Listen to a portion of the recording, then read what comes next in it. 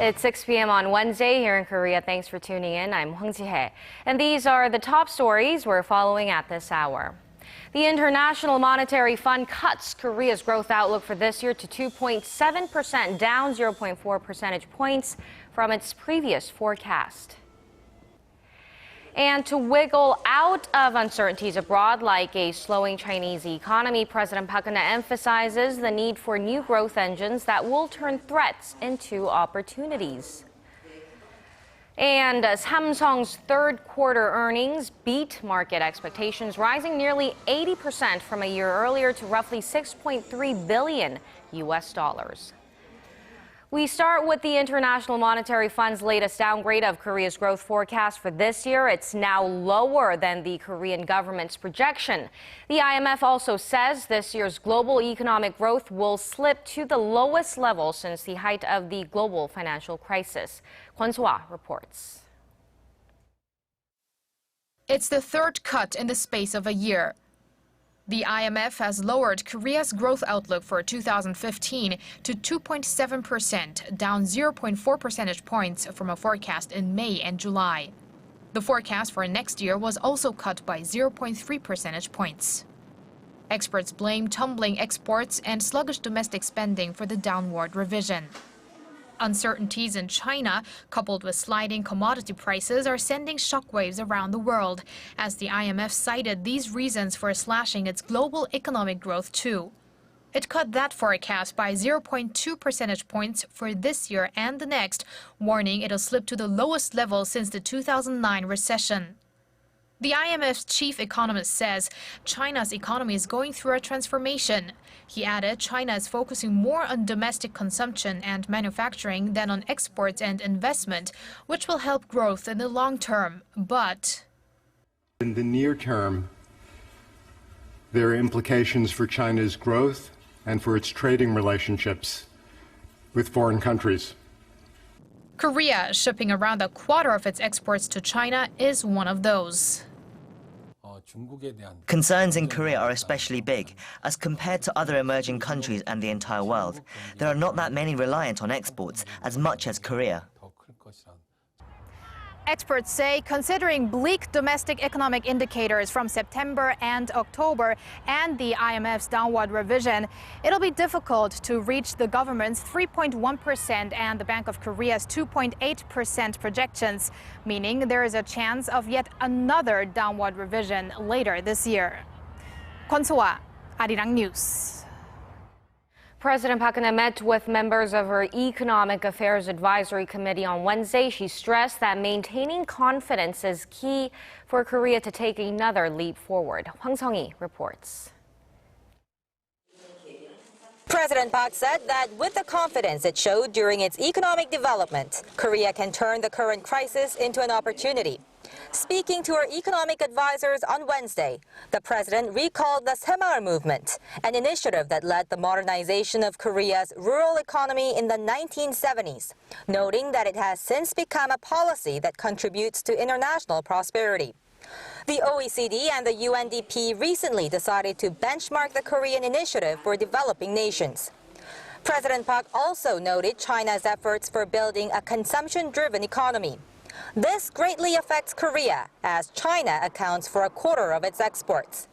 Despite the changes, the Korean leader said China still offers diverse opportunities, adding that Seoul should not only bolster efforts to stay ahead of its neighbor, but also find ways to grow together. Referring to the 17 creative economy innovation centers across the country, the president called for the need to provide all-out support for fresh ideas proposed by each center, adding that unjustified regulations must be lifted. The centers offer workspace funding and advice to startups and are part of the government's drive to ease economic reliance on conglomerates. President Park said that through such regulatory reform, Korea could produce another development model like the Semaul movement to help contribute to the improvement of other countries. Hwang Sung-hee, Arirang News. With parliamentary audit sessions taking place across 7 National Assembly standing committees, few, it seems, are safe from scrutiny. Foreign Affairs and Unification Committee lawmakers questioned Foreign Minister Yoon Byung-se on Wednesday on various diplomatic issues. One issue under examination was whether the Korea-China FTA will be advantageous to Korea, especially the nation's farmers. The trade deal is completed but awaits ratification. Meanwhile, the Legislation and Judiciary Committee audited 6 legal institutions, including the Supreme Court and the Sentencing Commission. The committee's main issues included the bail release of the former chief of the spy agency and the lenient sentencing of the ruling party chief Kim Moo-sung's son-in-law, who was convicted on drug-related charges. Rival parties are currently mired in a lingering debate over whether to adopt a single state-authored history textbook to revise and correct ideological bias. Kim Young-gil has the details.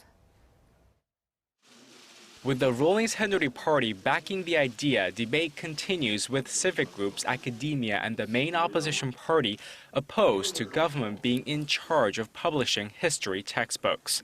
The ruling Saenuri Party says that among the multiple history textbooks, most are just too ideologically biased.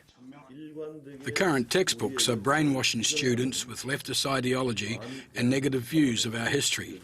Some history textbooks are written in a way that seems to justify socialist ideas, like introducing North Korea's Juche, self-reliance ideology. Currently, 8 private publishers produce the textbooks after gaining government approval. Middle and high schools can then choose any of the 8 publishers' books. Conservative groups support the government's plan, but civic groups and academia oppose it. They say the proposed system has a high possibility of teaching historical viewpoints and ideologies in a way that suits only the government. The main opposition New Politics Alliance for Democracy says the government is trying to challenge democratic values. The move to make state-authored history textbooks is the same as trying to go back to authoritarian times when everything was censored. We won't allow the government and the Saenuri Party to meddle with historical interpretation.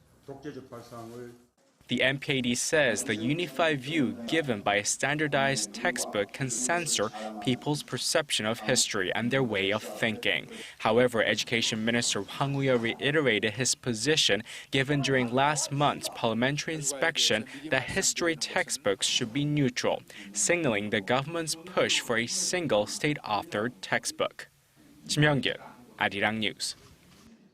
It's growing more likely that agreement on redrawing electoral boundaries will be made before the October 13th legal deadline, since the Constitutional Court ruled electoral boundaries be redrawn to address unequal representation. Both Parliament and the National Election Commission have separately discussed the issue, but have yet to confirm even the number of total local electoral districts. The NEC's subcommittee was established to discuss the matter independently from Parliament, but as 8 committee members were all recommended by the Parliament, 4 from each rival party, it ended in conflict.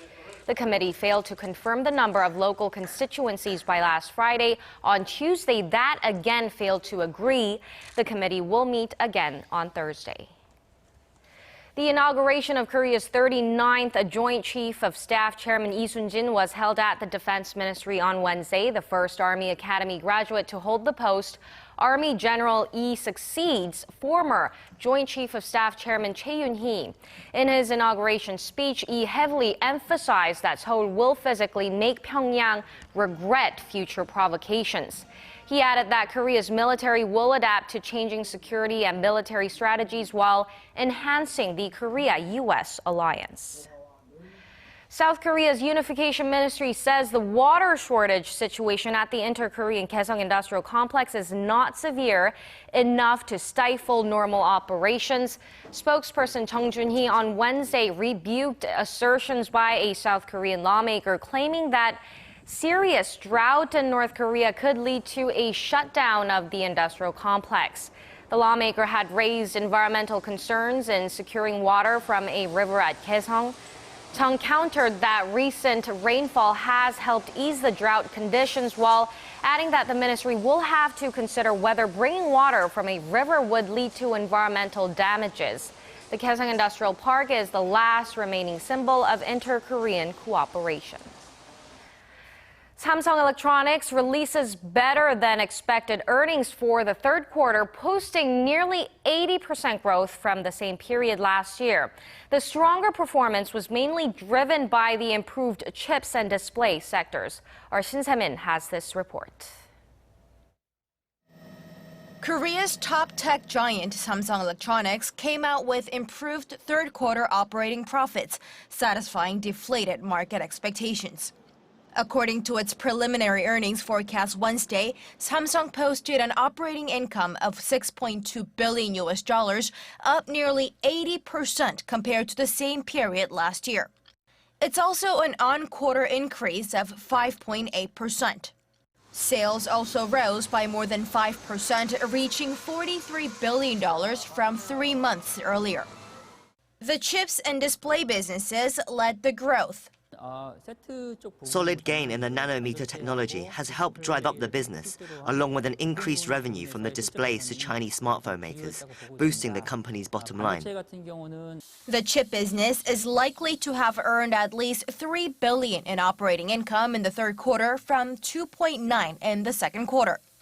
But despite the mobile market saturation and dampening global demand for new handset models, Korea's smartphone giant is likely to have put out better performance in the third quarter with the early launch of flagship models like the Galaxy Note 5 and the Galaxy S6 Edge. Samsung's new lineup of its mobile devices was launched in August in an attempt to get a jump on Apple ahead of its latest iPhone releases. Despite the spike seen in the third quarter, it is unclear whether the growth will persist through the coming quarter, with looming global economic uncertainties added with the full-fledged battle with its major rival, Apple, and its iPhones. Shin Se-min, Arirang News. Recalls of Volkswagen vehicles affected by the emissions cheating software will begin in January, according to the company's chief executive. And if all goes to plan, the company expects all affected vehicles to be fixed globally by the end of 2016. Volkswagen Korea has also confirmed recalls are on the way. Kwon Soa has the details. The end of 2016. That is the target Volkswagen has set to fix all 11 million Volkswagen cars affected by the emissions rigging scandal.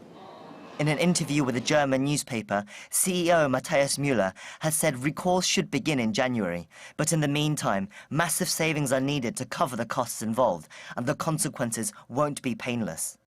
The company has put aside 6.5 billion euros for the cost of recalling the cars. But Müller has also said they must prepare for significant penalties and lawsuits. From US regulators alone, they could be fined up to $18 million. Although no plans are in place yet, future job cuts to its 600,000 employees have not been ruled out. This fear was confirmed by the head of the VW Works Council in an address to employees, saying that although jobs are safe for now, the future is less certain. If and how this offence will affect the workforce in the medium and long run, we cannot say at the very moment. Meanwhile, Volkswagen Korea and Audi Korea will be confirming recall plans in a letter to customers. A spokesperson for the local Korean units have said the letter will also apologize to local customers, the first such an apology since the scandal broke out 20 days ago.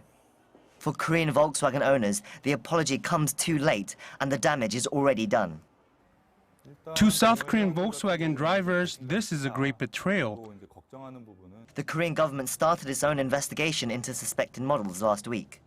Lab tests have been completed and all cars have passed emission standards. But the real test comes on the roads, where US regulators found that emission levels increased by 40 times than in labs. Full results are expected next month. Kwon Soa, Arirang News. A Korean economist has been elected as the new chief of the UN's climate change panel. Lee Kaesong has vowed to build bridges with the developing world. Lee Ji-won has more. Professor of Energy and Climate Change Policy at Korea University, Lee Kaesong is the new chairman of the Intergovernmental Panel on Climate Change, a scientific body of the United Nations.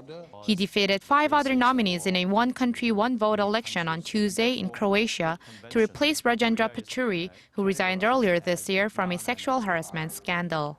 The new chair will serve until 2022. Lee, whose brother is former Prime Minister Lee Hwae-chang, has worked within the IPCC for more than 20 years and became the vice chair in 2008. He is also recognized for making significant contributions to Korea's environment development model as the founding president of the Korea Energy Economic Institute. Established in 1988, the IPCC assesses climate science and provides guidelines for member governments. Reports produced by the body support the UN Framework Convention on Climate Change, the main climate change international treaty. Lee has pledged to promote greater diversity and focus on the regional impacts of climate change, especially for developing countries. 이지원, Arirang News. Today was a tense day for the United States and the international teams at the Nicholas Golf Club Korea in the port city of Incheon. The reason? The announcement of pairings for the 5 foursome matches that begin on Thursday. The United States team yielded the first pairing selection to the international team, where Adam Scott and Hideki Matsuyama were chosen as the first tandem. The first U.S. team of Bubba Watson and J.B. Holmes will be competing against the duo. 4 additional pairings were decided, but with the total matches reduced to 34, candidates will sit out the first 2 days of competition. The President's Cup will announce the winner on October 11th.